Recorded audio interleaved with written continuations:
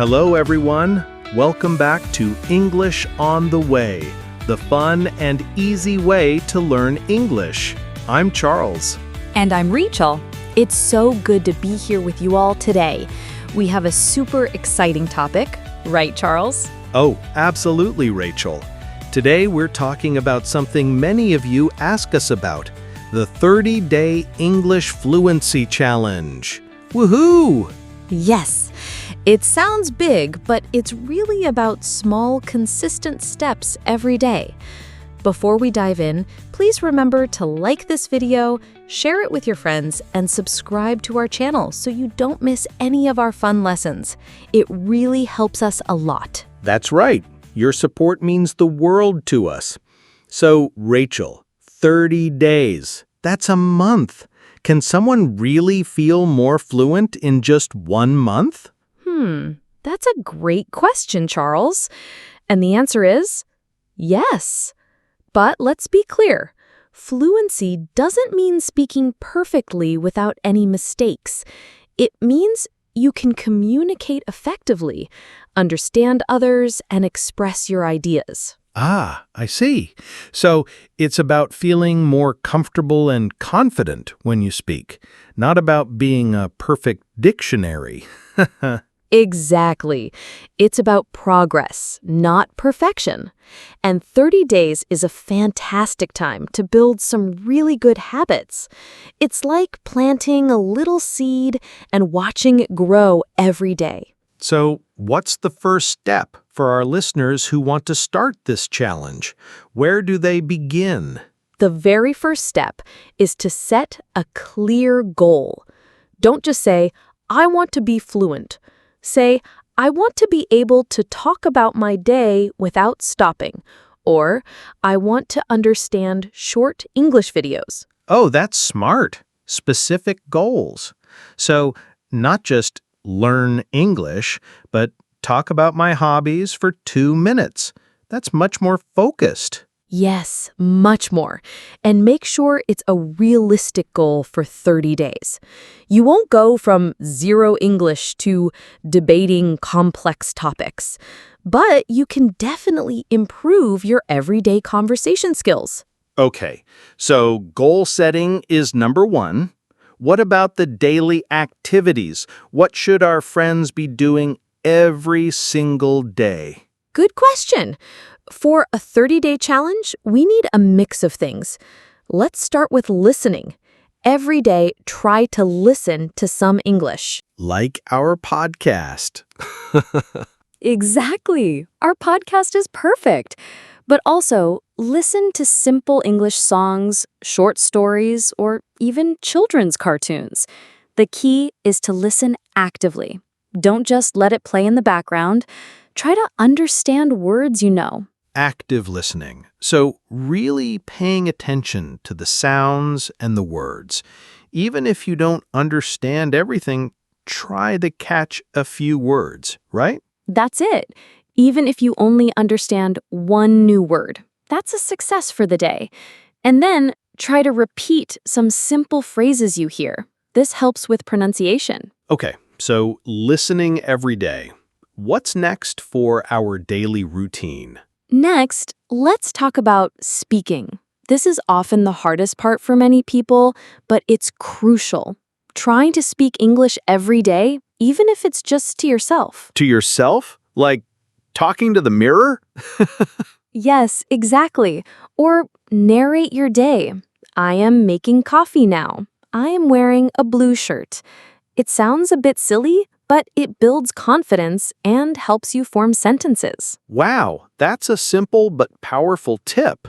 So instead of thinking in my native language, I can try to think in English about what I'm doing. Precisely.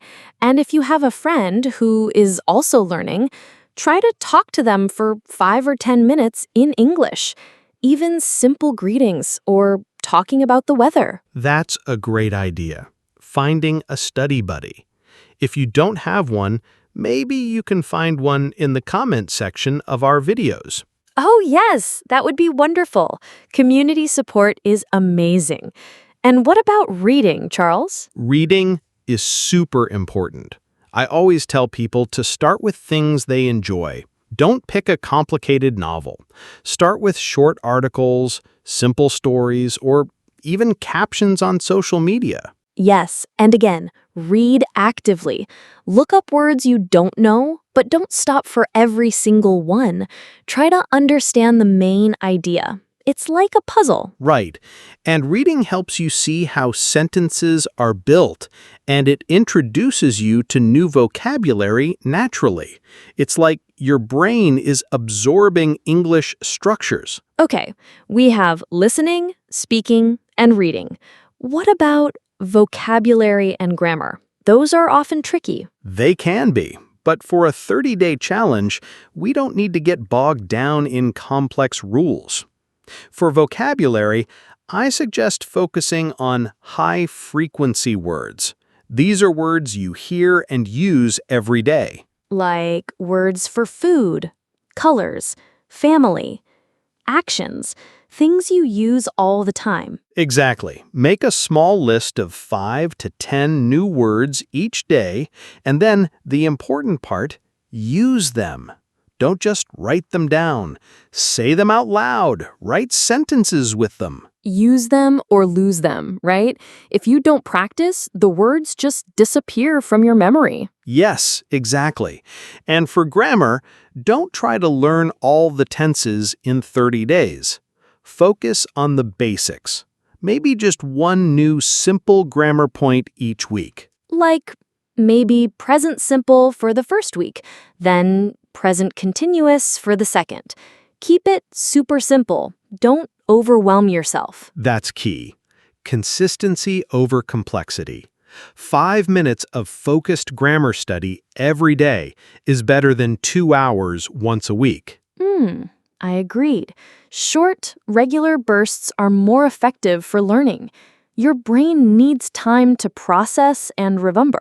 So, we've talked about what to do.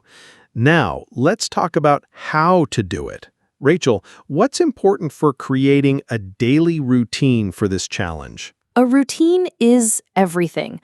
Try to set a specific time each day for your English study, maybe 15 minutes in the morning or 30 minutes after dinner. So, a fixed time, like every day at 7 p.m., I will do my English practice. Yes, treat it like an important appointment. This helps you build a habit. And try to do it in the same place too, if possible.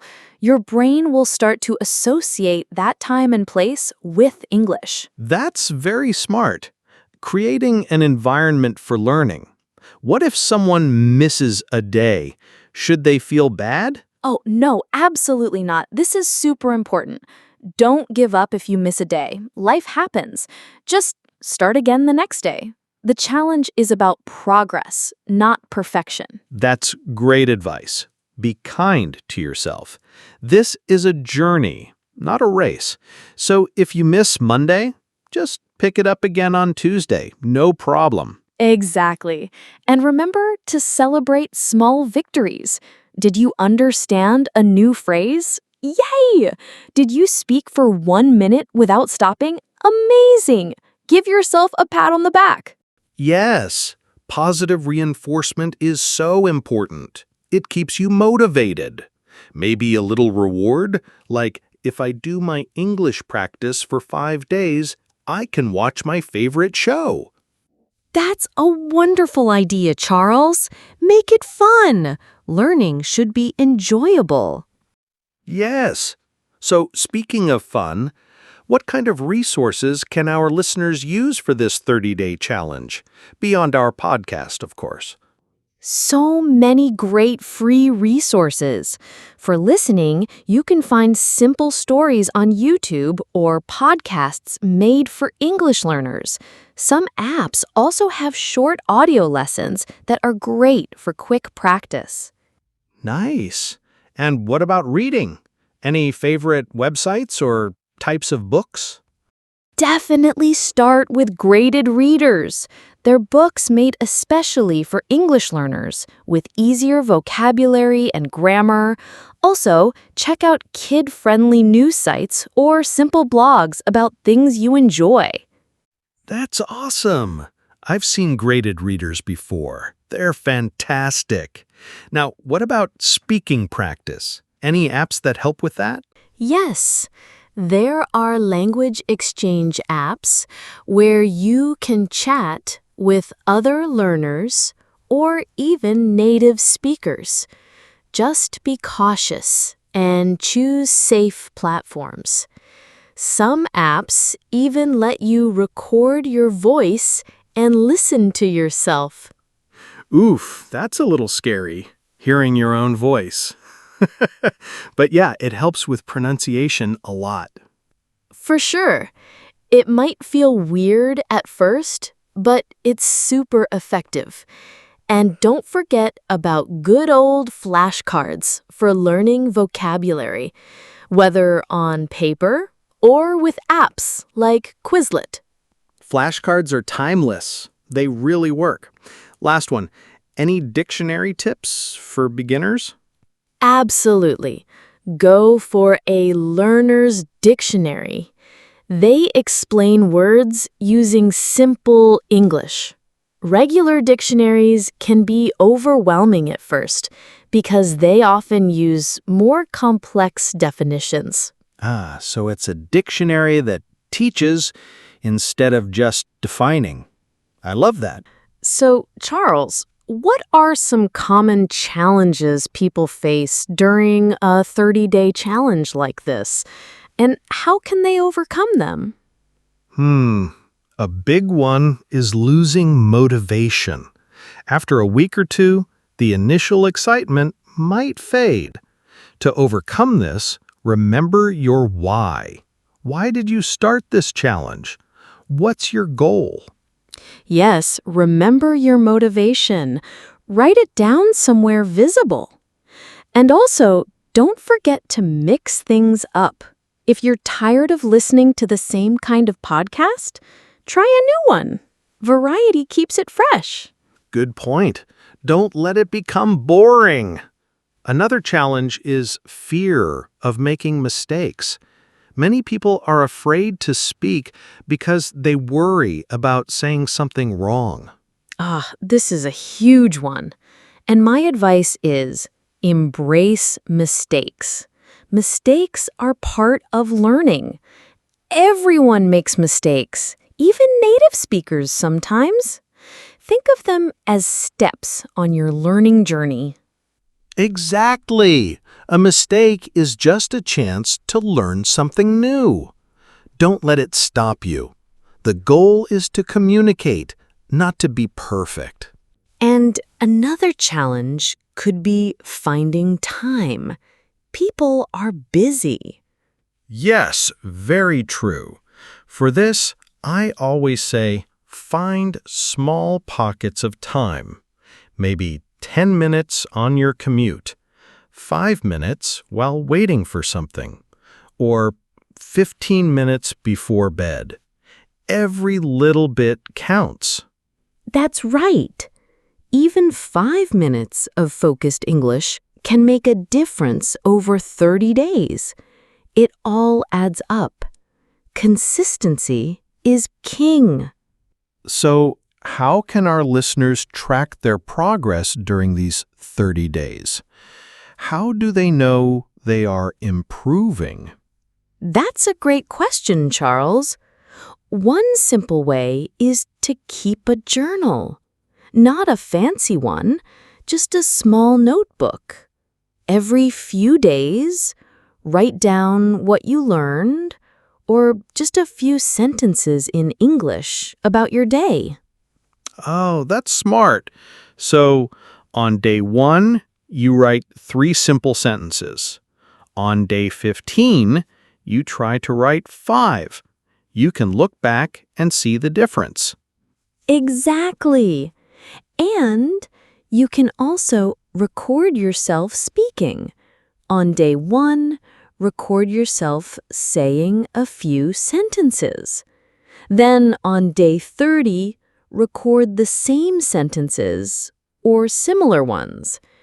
When you listen back, you'll be amazed at your progress. Wow, That's a powerful way to see improvement. It's like a before and after picture for your English. Yes, and don't forget to revisit your initial goal. Did you achieve it? Or are you closer to achieving it? That's success. Success indeed. And even if you don't reach your big goal in 30 days, you've built amazing habits. And those habits will take you much further. Absolutely. This challenge is not just about 30 days of English. It's about starting a lifelong journey with consistent practice. So, my dear listeners, are you ready for the 30-day English Fluency Challenge? We really hope you are. Remember, it's about making English a part of your daily life, even in small ways. Yes, embrace the journey, celebrate every little step, and don't be afraid to make mistakes. That's how we all learn and grow. That's so true, Charles. And we are here to support you every step of the way. Our channel, English on the Way, is full of lessons to help you. So, if you liked this episode, please hit that like button. It helps us know you enjoy our content. And share this episode with anyone you know who is learning English. Let's help more people join our amazing community. And most importantly, if you haven't already, please subscribe to English on the Way so you don't miss out on any future episodes. We have so much more to share with you. And we'd love to hear from you. In the comments below, tell us, what is one small English goal you will set for yourself for the next 30 days? We can't wait to read your goals and cheer you on. Yes, tell us your goals. We love hearing from you. Thank you so much for joining us today on English on the Way. See you next time, everyone. Happy learning. Bye-bye. Bye. Keep practicing.